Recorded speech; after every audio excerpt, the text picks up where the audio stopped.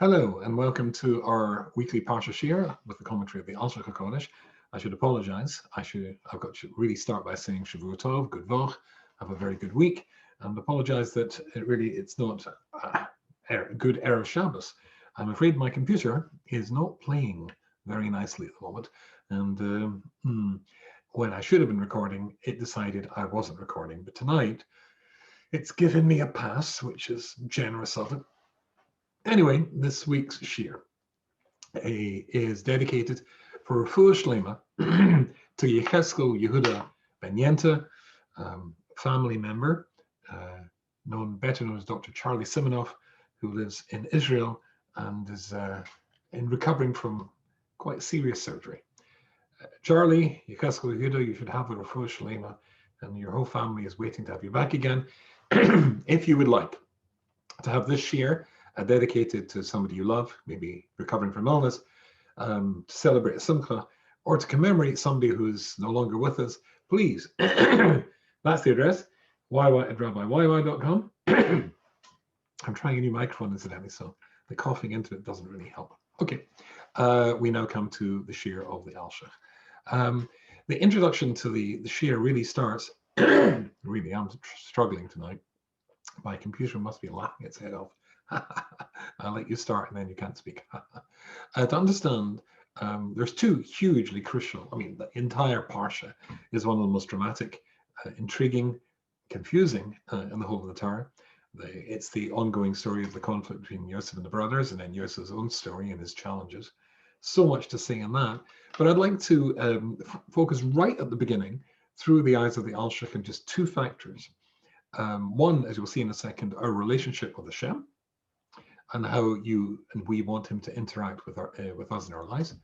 And the second is other people, dealing with other people. So to set the scene, as it were, because the Alshich is not saying anything which is not fundamental Judaism, I'm going to turn to this book here. It's Shiur B'tochen of the Chovos Levovos. It's my other favorite books of all time. In fact, I translated it, and I called my translation Refuah Halev. A new translation, you can see elaboration. The Shiur B'tochen of the Chovos Levovos, and we'll be looking and quoting from that too. But I'm going to use this little Hebrew version here, just to get us into the theme which I'd like us to explore tonight, and hopefully, because these two parshas are linked, I hope, if the computer will play, to record early, that's tomorrow or the next day, the next Parsha Shiur, which will link the two themes together. So even though I'm late, hopefully I will be doing Teshuvah. And indeed, I am hopefully going to England to see my children, whom I haven't seen for 18 months, on Wednesday. I'll be flying into Heathrow to London and driving up to Manchester.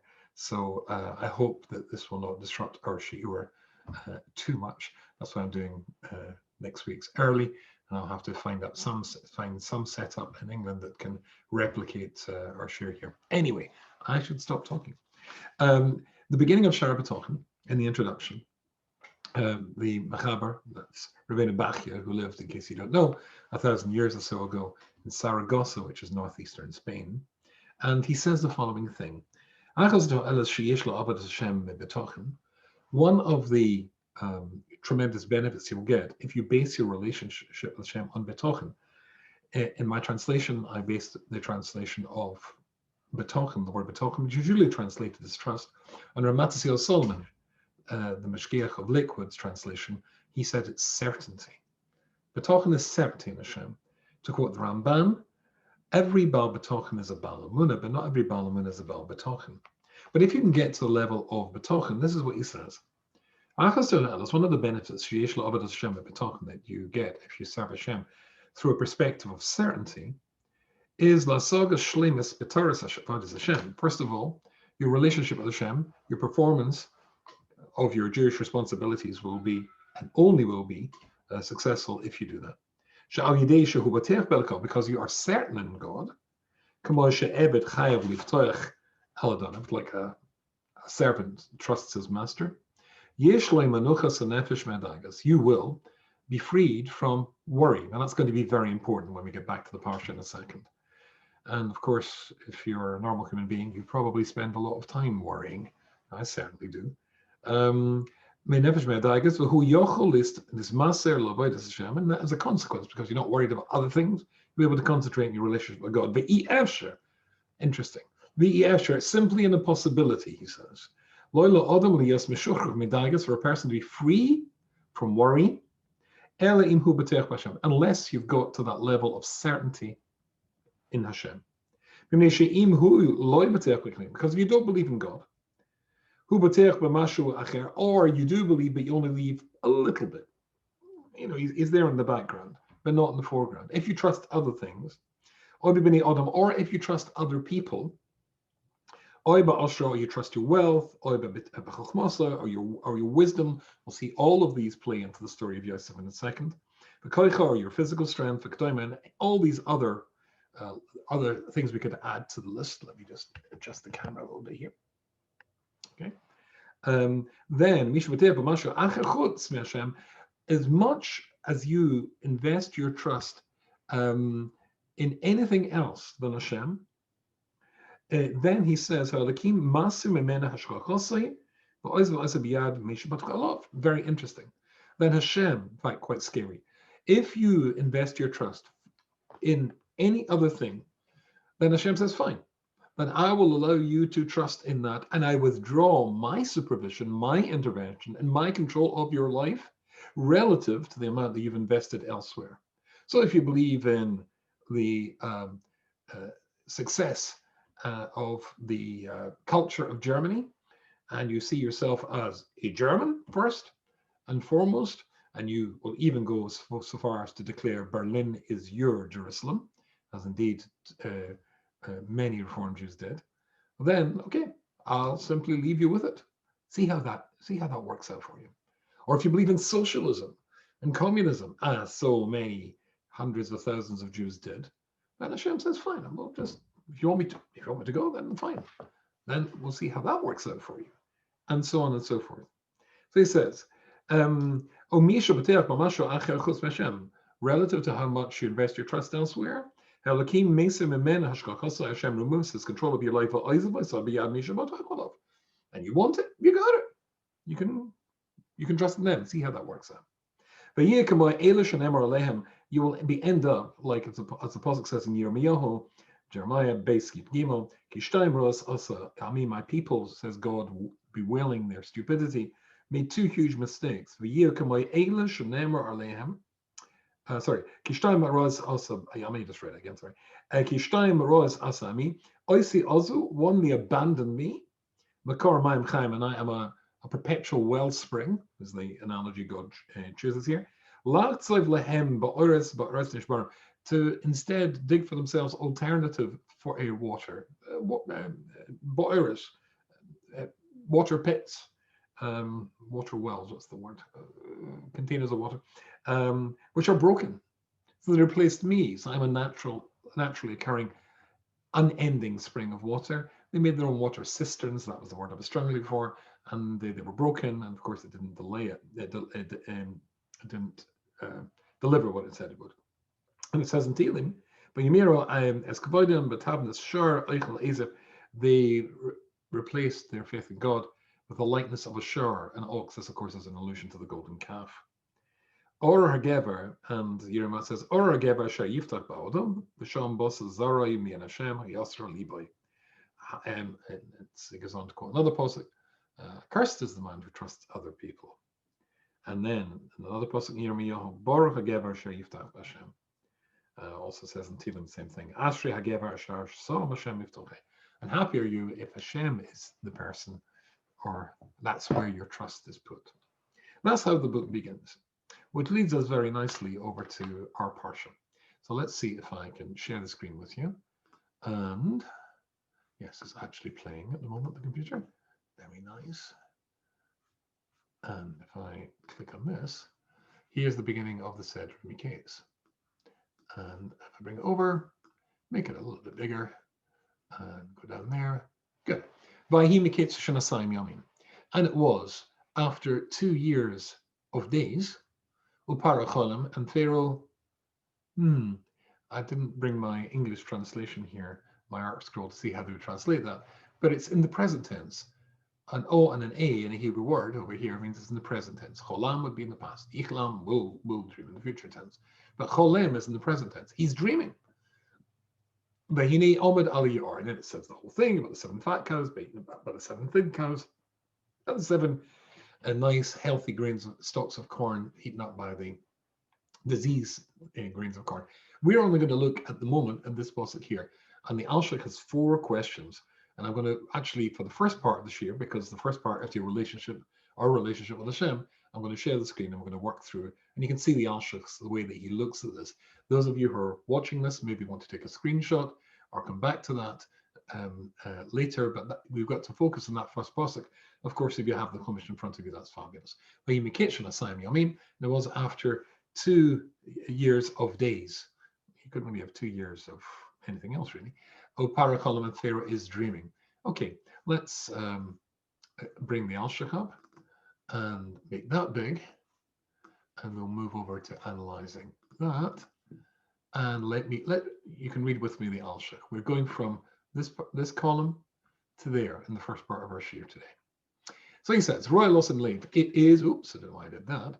It is appropriate that you should, that's really quite dramatic, but it works quite nicely. I'll now pretend that I meant the page to become dramatically larger intentionally. Royal Loss and Leave, it's appropriate you should consider, 1, it says MiKeitz. It says, from the end. And it doesn't say, after 2 years a day. What's this MiKeitz? Why does it say at the end of? And then it says, Begam Omer B'mem V'lo Omer B'keitz. Why does it say at the end? And it says Yomim, at the end of these days. Why does it say that? And then it says, Begin Omer Cholam, he is dreaming, and he says, of course, it's in the present tense. I'm going to shrink this is a bit big for me. And he says in the present, Pharaoh is dreaming. Why not say Pharaoh dreamt? Or Pharaoh had dreamt. So he wants to know the extra days. So here's the thing we want to know. Why does it say that Pharaoh, why does it say here, it was 2 years of days? Obviously it was 2 years of days. Why does it say that Pharaoh is dreaming in the present tense? Why does it say it that way? I think that's all we really need to. And then we can jump down straight into the Alshich answers, which is unusual because usually he spends a lot of time on questions. But let's go straight to the answers. So he says the following thing, and this takes us into very interesting and mystical territory. And he says the following thing. He says, Hadiena Rabbisenu, the rabbis teach us the following thing. This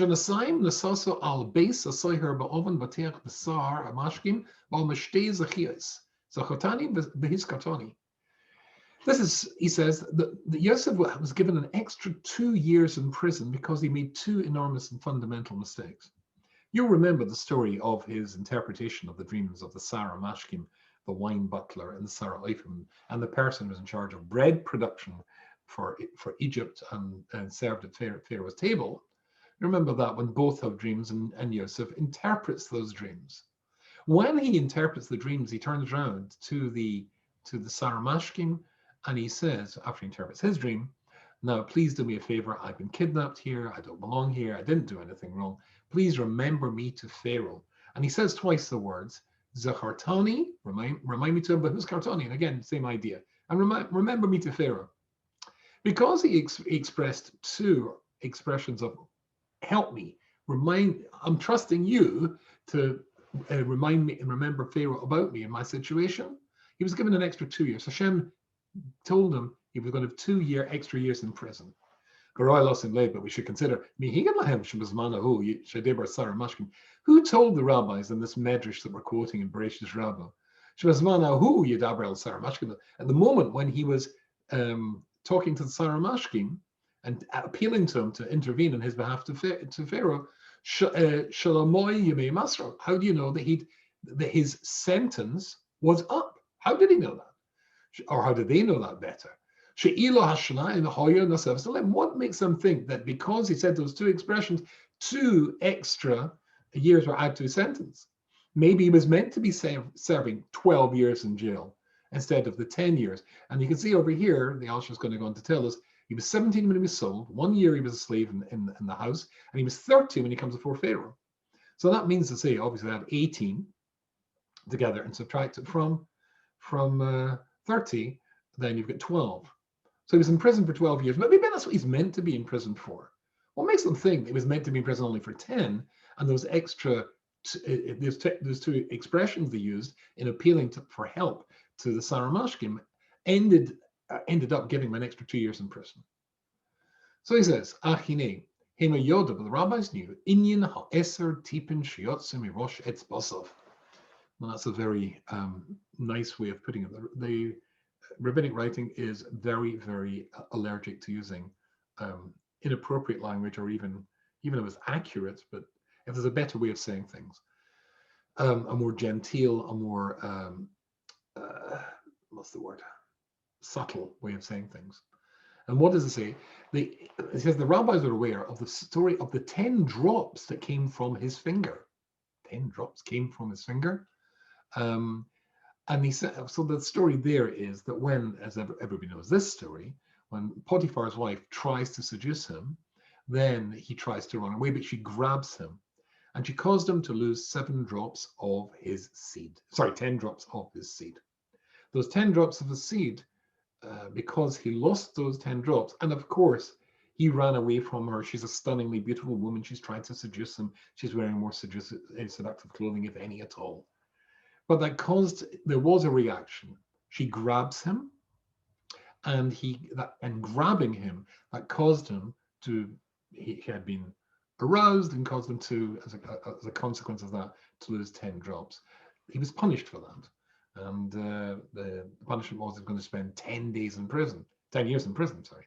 So the 10 years in prison, therefore, if he's 12 years in prison, what the rabbis therefore come to the conclusion caused him to be there for an extra 2 years. And the answer is because of these two expressions of appealing to the Sar HaMashkim. Okay, so then he goes through this calculation here. So he says, Ki ben Shabbat Eser Shana Yotzim Beis Abi. Because he's 17 when he left his father's house. The Shana Beis Adonov, and he spent a year as a servant in Potiphar's house. And ben Shloshim Shana Hoye Bavoy Lifnei Parim. He's 30 when he came in front of Pharaoh. Names Hoye Shnaim Eser Shnaim Beis Asayr. So therefore he must have been 12 years in prison. B'Shanasayim Koidem Omer Basisi Noah Imodi Batzaseni. And before he said, Asisi no Imodi Batzaseni. Do something for me now and take me out. The word no in this, when he said, you can find this in Posek Mem, Posek Yudalit, when he says to the Saramashkim, Basisi no, it doesn't mean please, it means no. Because he knows his sentence is up. And get me out of here. They know Omer Sham Loshem because it's not because no can mean two things. It can either mean please or no. It doesn't mean please in this case, it means no, the time's up. Because he had not, his faith in this fellow was not so strong that he's appealing for him. No, it's saying no, he's telling him, he's still asking for his help. But it's not, he's got complete confidence in him, please. No, it's no, my time's up. He said, now is the time to get me out of here. Because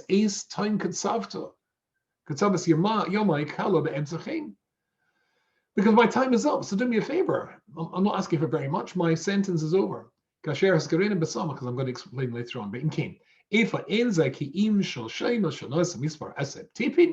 he knew that the sentence of 10 years, which was as a consequence of losing the 10 drops with that dramatic incident with the wife of Potiphar, that time is up. So therefore he knows, the rabbis know, that there must have been something else that caused them to have an extra 2 years in prison, and the extra 2 years of prison was caused as a consequence of asking and appealing for the help from the Sar HaMashkim. Let's see how this works out. Another explanation. The other point he wants to make here is it says that after 2 years of days, that question he asked before, should I say 2 years? What's this? 2 years of days. When it says Yamim, which seems to be extra, just say 2 years. What's the extra of days? The Gam Omer Cholim, then it says in the present tense, and Pharaoh was dreaming. Loshen habo in the present tense.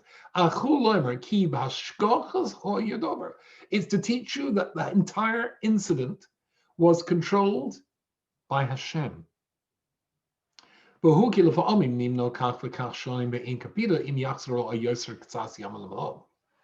sometimes when we talk about time, we say, about 20 years.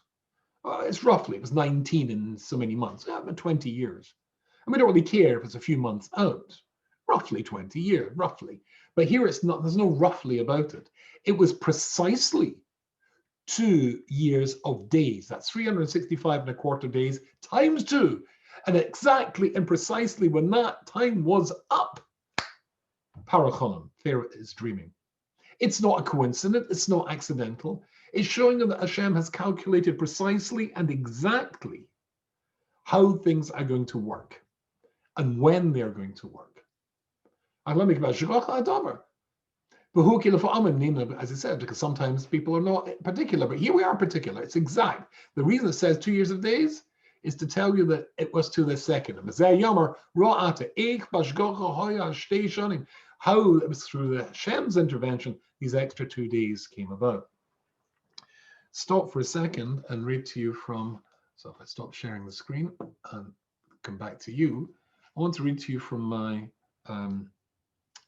translation of Shiur B'Tochen. It's called Refuah Salev. You won't get it in the shops, but you can if you email me. Again, the same email address that we had at the beginning, and I would be happy to send you one. Please don't buy it on Amazon. There are people there selling this for $260 because they don't know that I've reprinted them. But anyway, so here in page 183 of Shiur B'Tochen, he says the following thing. Let's turn to considering the trust and certainty that is required when dealing with matters in the second sphere, your wealth and your conduct or your business or career. So he's dealing with the rather mundane thing about making a living. And he says the following thing. The correct approach for someone who trusts in Hashem is to pursue a livelihood that provides the income you require to live and pay your bills. Hashem wants you to have more money than you actually require. He can arrange for you to have it without any extra outlay or effort on your part at all. Since all such matters, you have complete confidence in Hashem. You'll feel no need to exert any extra effort in this area. You certainly not come to depend on your bank account and wealth. Conversely, if Hashem has decreed that you should not have any more than your basic requirements, then there is no force in heaven or earth that can provide you with more, and no new approach or career change that can bring you extra money. Therefore, when you trust in Hashem completely in this point, it brings you tremendous peace of mind and calms your soul. Interesting point. In other words, Hashem, for you and for I, will determine exactly how much money we're going to make during the year, and despite our ambitions, we're not going to make in the year. In the case of Josef Tzaddik, it's the same thing. He determines how long he's going to be in prison. And there's another interesting part here I want to, from page 131, in Refuah Salev, and it says the following thing. Picture the various elements that come together. No, we can miss that. Oh, a man time. Sorry. Yeah. Sorry. Hashem has ordained that the thing should exist. Sorry, I'm not doing very well tonight. The fifth principle in trusting Hashem is that a person is absolutely certain that everything that happens or is discovered in the world, this is a consequence of 2 factors. So everything that happens or is discovered, now we're talking advances in science, is a result of 2 factors. One, Hashem has ordained that the thing should exist or be developed. And conversely, before that moment in time, has ordained that it should not be discovered. And each discovery, of course, will be built on previous knowledge so that somebody has got enough scientific knowledge to realize that maybe we can go up a stage and move further and further advance science further. 2, there's an interconnectivity of events and factors in the world. Some are direct and some indirect, some revealed and unknown, some hidden and unknown. These converge at the precise moment Hashem wants them to align by him activating each part at the right time. So in other words, all the factors that are there, science builds upon previous discoveries. The previous discoveries will allow you to move to the next stage. Now, if I turn the page, then he says the following thing. This analogy applies to every event that occurs in the world. Their genesis comes about not through actions of men or serendipitous occurrences, because a complex chain of interfacing elements that Hashem has set in motion.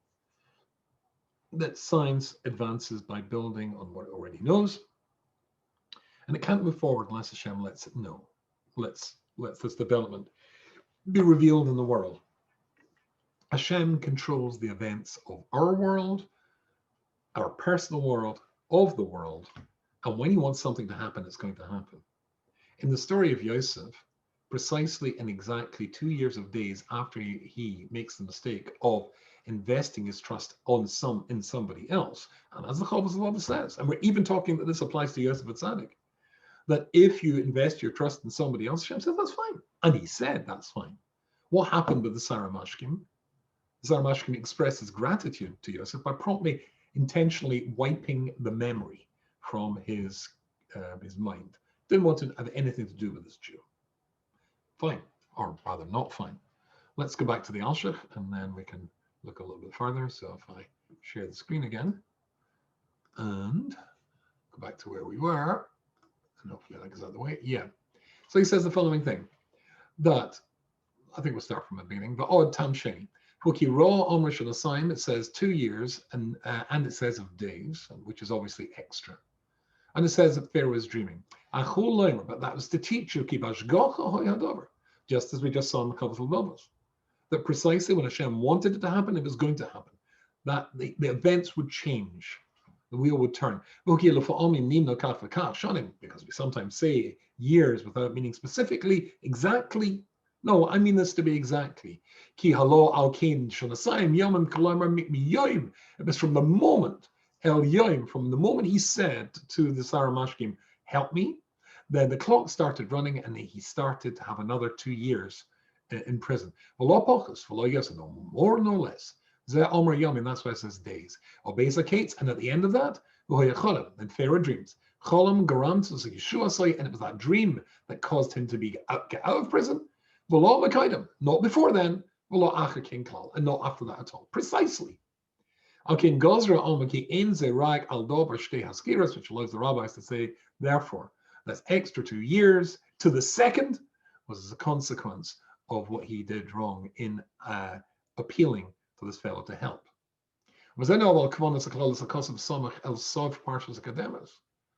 And with that in mind, consider what happened before. Let's go back to that incident.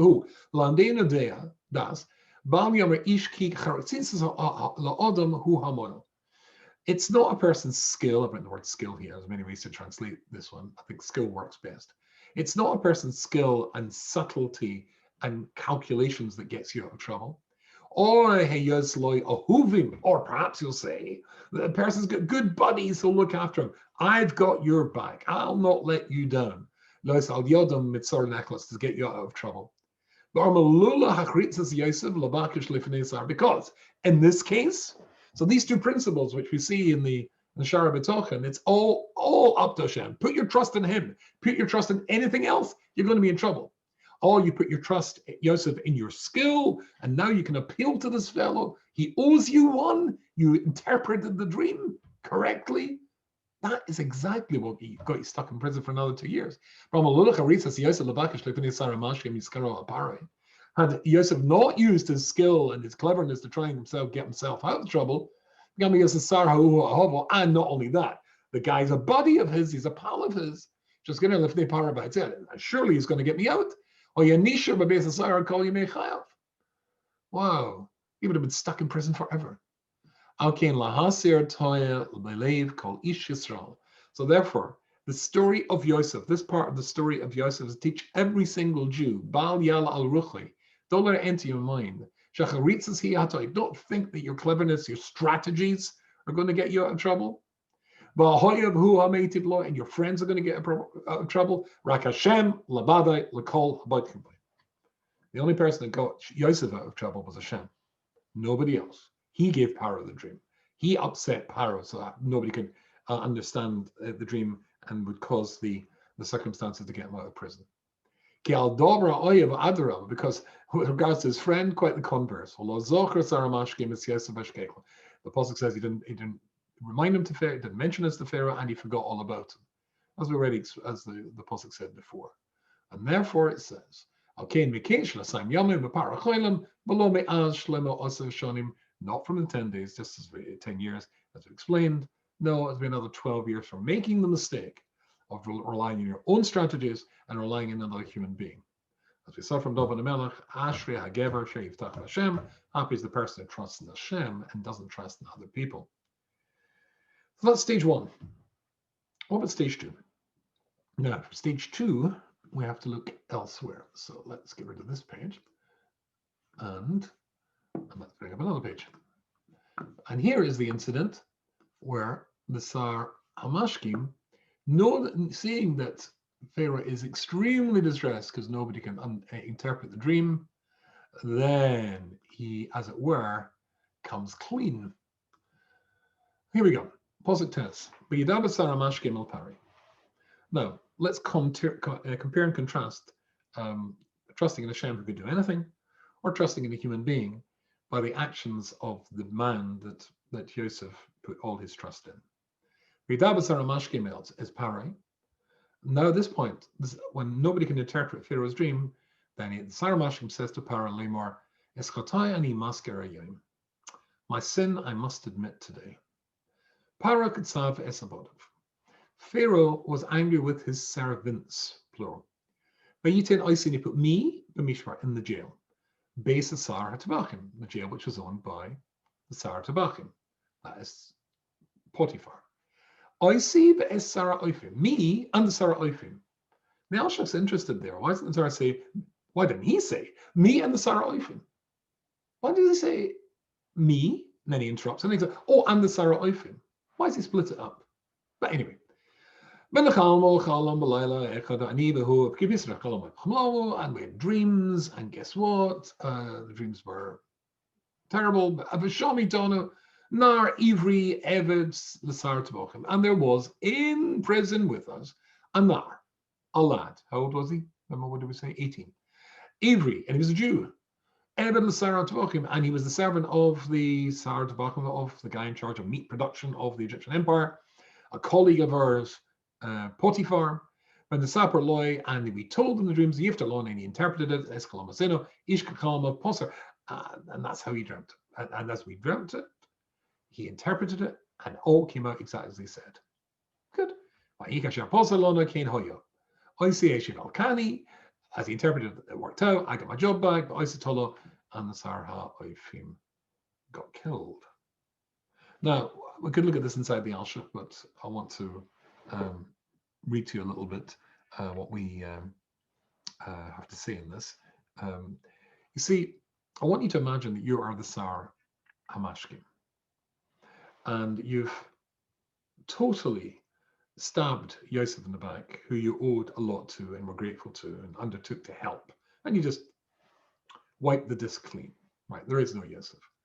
But now you realize that there's a problem, and the problem is this man, this fellow. Suppose this fellow is able to help in this situation because he can interpret dreams, as I know. And suppose I don't help. Suppose I don't help, then I'm in big trouble. But if I do tell him that I know somebody can solve the problem, Pharaoh's going to be angry with me too. He's going to say, "Well, why didn't you tell me till now?" So the Alshich says there are two problems he has here. And that is, if I don't tell him about him and somebody else tells him he can interpret dreams, I'm in big trouble. If I do tell him, I'm also in big trouble. So what can I do? So the Alshich says something very, very intriguing here. He says he immediately adopted a strategy to explain and to excuse his refusal to talk about Joseph or explain to Paro beforehand the story of Joseph. How could you do that? Again, he's stuck between a rock and a hard place, as they say. If I say that I know this guy who can interpret dreams, why didn't you tell me before now? And maybe, on the other hand, maybe he can't interpret dreams. Maybe I'm wrong, right? And he comes there and he makes a mess of it. Then I've reminded Pharaoh of my crimes for no reason. So his strategy is really very simple. His strategy is, you know what? I'll say that the reason I didn't tell him is because I wasn't quite so sure. I wasn't quite so sure. And the Alshich gives a number of reasons why he could argue he wasn't so sure. The number of reasons we're going to have to, I think, do a bit of share screening as well, again, but maybe if I can, let's point out, why would you think, if you were the Sarah Mashkin, if you were developing a strategy to say, I wasn't quite sure. So of course, if you're not quite sure, there has to be two sides, one that is authentic and good, and one is not authentic, right? And that I wasn't so sure. Maybe he was, maybe he wasn't. What would be the side to say that he was good, right? So then we have to go back to our sharing a screen again. And if I do that, and if I get the right one up, oh, did I lose it? Yeah, good. So what did he say? So he said something very interesting with regards to the reason I could think that he was authentic is because, so what happened? Let's just remind ourselves. The Sarah Mashkin, he says you get your job back. The Sarah Oifim, he says you're going to be killed. And he got that right. Now, you might think that the reason that he got it right is because he was just clever and it was a trickster. But that can't be the case. Here's the case on behalf of the side of the argument he was authentic. You see, who would you think was the person who was that he was most angry with, the Pharaoh was most angry with? Well, the Sarah Oifim got killed, but who was the first one in jail? Who was the first one in jail? That's why he splits it up. He says, Parakotzav elabodom, posit yud, v'yitin oisi b'mishmar. I was put in jail first. So because I was put in jail first, it would, and then the Sarah Oifim afterwards. You might have thought that he was more angry with me. I was thrown in jail first. And therefore, that's why he interpreted that I should be killed, but he wasn't. That's not what happened. He interpreted correctly that the guy who was second, you might have thought that Pharaoh was not as angry with, he was going to be killed. So that tends to point to the fact that he was the real deal, because the order of who was put in prison would tend to suggest that I was the one he would have said was going to end up. If he's working it out, he's guessing along the way. He's a clever guesser. They would have guessed that the one who was imprisoned first, was the one that Pharaoh was most angry with, and who should have said, I was going to die. He would have got it wrong, but he got it right. Another thing he says was, the interesting thing was, we both dreamt at the exact same time. That means to say that he interpreted our dreams and got it right, even though we dreamt at the same time. There was no distinction of time between one dreaming first and then the other dreaming, so that maybe circumstances might have led him to say, what was going on that caused him to dream, and this one later. Time wasn't a factor as well. He because we dreamt at the same time, he was able to still get it right. On the other hand, there could be many reasons to say that he's a fraud, said he, desperately trying to get himself off the hook. First of all, if a person is able to to interpret dreams, there are 4 ways that the person could do such a thing. 1, he's incredibly wise, a great chacham, who knows what dreams mean.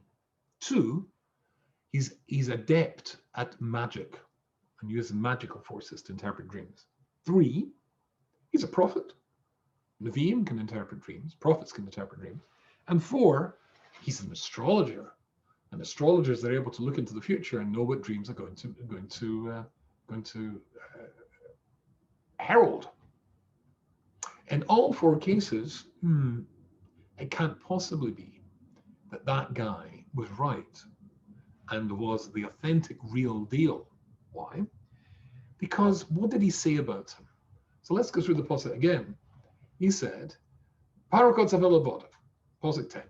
Pharaoh was angry with his servants. Vayitin oisi b'mishmar, and he put me in a prison of Beis Sar Tabachim, of Potiphar. And oisi es Sarah Mashkin, Sarah Oifim, me and the Sarah Oifim, the baker.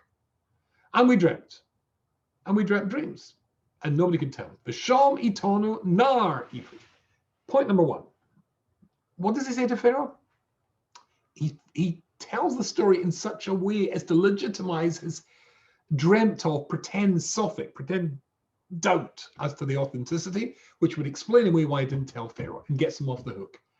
It can't. The reason I didn't tell you because how could he interpret the dreams? Because he's a chochem. He was an ar. He was a lad. He even reached the age of 40, which of course in classic Jewish teaching is when you achieve wisdom, but apparently even in Egyptian society, I mean, an 18-year-old says something, who's paying attention to that? So therefore, it can't be because he's a chochem. Oh, maybe it's because he used to do magic? Do me a favor. He was an Ivri, he was a Jew. And who are the experts of magic? Egypt is the place of magic. And therefore, don't tell me that. I'm an Egyptian. I know magic when I see it. Ah, he was an Evid. This is interesting. The other one was as a Novi. Now, the Alshich says here to become a Novi, you have to do a lot of soul searching and working on yourself and spiritual growth. You don't have the time when you're an Evid, when your every minute is at the command of your master. So it couldn't be that he was able to put in the work, the spiritual growth to make him into a Novi. And with regards to astrology, that can't be right either, because neither the baker or I were asked by this fellow, when were you born? Astrology works out in working exactly where you were born and when you were born to calculate what the future of your life is going to be. So by saying to Pharaoh these things, he's introducing and justifying why he hadn't told Pharaoh. Now, yes, it could be, but on the other hand, maybe it couldn't be as well. And then he gets himself off the hook. In other words, he was looking to get himself off the hook. This is the man who promised, and Josef believed was going to help him. But his only agenda was him getting himself off the hook when he's forced, because maybe it will be discovered that Josef can interpret dreams. Somebody else in the jail might report it, and he might be brought in front of Pharaoh, and then Pharaoh's able to decide, I'm asking him, you caused me all the pain when you could have solved my problem. And then he too would have been decapitated, as the Sarah Oifim was. He's got to get himself off the hook. But this is the man who's able to get himself off the hook because he's only interested in himself. He certainly wasn't interested in Josef. As David HaMelech says, Ashrei Odom, happy is the person who trusts in Hashem, not if you trust in other people. So when Josef spends an extra 2 years in jail, famously, he's taken out of jail, and he's brought in front of Pharaoh. And Pharaoh says, I'm told you can interpret dreams. And what was Yosef's response? Well, as we saw in the Shiur B'tochen, and my translation as well, the more you put your trust in somebody else, the more Hashem removes his control of your life. And that was perfectly illustrated by what happened when Joseph invested his trust in Sarah Mashkin. And now an extra 2 years in jail. What does he reply? He replied by saying, Vayan Yosef, this is Mem Aleph Posek Tezayin, you can look it up. Vayan Yosef replied, as part to Pharaoh, Lemor, Bilodai. Bilodai. What does Bilodai mean? Says Rashi. Ein hachochm mishali. Me'elokim. The chokhmah, the wisdom doesn't come from me, it comes from Hashem. Now he's completely got the message. Now he's become the Baal B'tochen. He's reached the level of knowing that everything comes from Hashem. Total certainty.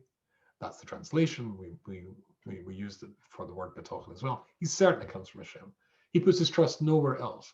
But this is an incredible thing to say to Pharaoh. Pharaoh takes you out of prison. I once had this from the great Rabbi Miller, the head of Gates of the Girl Seminary, Talmud Mufak of Rabbi Dessler. What a thing to say. Pharaoh says, I brought you out of prison because I hear you can interpret dreams. You say, no, I can't actually. No, I say, you can't. You're no good to me. Back to prison. But Yosef had learned the lesson. He'd learned that you can't trust other people. But the exact timing shows him you can trust Hashem. He controls events in the world. Look, when the Shiur B'tochen says that you can't trust people, as I say in my commentary, in my translation here, it doesn't mean to say that as a good person, you can't trust them. But David HaMelech says, you're happy if you don't. What it means is like this. If you were to come to me and say, can I help you? I think I can almost guarantee that I would try and help you. But therefore, you can trust me, but don't put your trust in me. Because I'm only a human being, and I'll probably let you down, even if I don't mean to let you down. Maybe if I was offered to lend you money, I just don't have the money. Or maybe I thought I had the money. Maybe my wife will object. Maybe I'll become ill. I mean, there's a lot of things that could happen. You can put your trust in somebody, but you can trust somebody, but don't put your trust in somebody. The only one you can put your trust in, which is a hard lesson that Josef took an extra 2 years in prison to learn, was Hashem. And that's a lesson I think we can draw, which really speaks to us in our world as well. Developing trust in Hashem is at the beginning of the Shiur when we quoted from Shiur. It's only if you really have got certainty in Hashem, you can have a life free from worry. And that's something really to try and grab hold of and to secure if you possibly can. If you put your trust in other people, even good people, you're likely to be disappointed because a human being, after all, is only a human being. And let me end with a story which I say when I mentioned this in my book, in the Slave. What I say when I was one of my sons, I've got a son who's a I should say now, well-known rabbi, Rabbi E. Rubenstein, Rabbi Eliezer Rubenstein. And he told me something which I was very, very pleased to hear. He told me when he was a little boy, and he used to jump into my bed or climb into my bed, and I used to hug him. Or I climbed in his bed and hugged him to sleep. He told me when I was hugging him in his bed, he felt that nothing in the world can harm him. His dad's here. And of course, that's a very nice thing to hear from your son, but it's also not true. I suppose he must have felt the same way when his mom hugged him, but he didn't know, she didn't know, I didn't know, that she was going to get breast cancer, and after 5 years, she wouldn't be there to hug him anymore at all. Because human beings are frail and human beings are finite. The only thing that you should and really can put your trust in is Hashem Yisborach. And I would strongly, strongly recommend that you can read it in Hebrew if your Hebrew is, if you prefer that. In my translation, the Hebrew is there as well, so you get the Hebrew, and at the same time you get a brand new translation, and the grey bits are commentaries that go along. But come to terms early. Don't take years or 2 years to do it. With the message of Josef, which is embodied in that book, Shiur, to put and learn to put your trust in Hashem and gain a life that's free from worry. So again, apologies for this Shiur going up late. I shall try and make amends by having next week's Shiur early, and I shall hope to see you next week in England when I'll be doing this. Have a very, very successful week. Shavua Tov.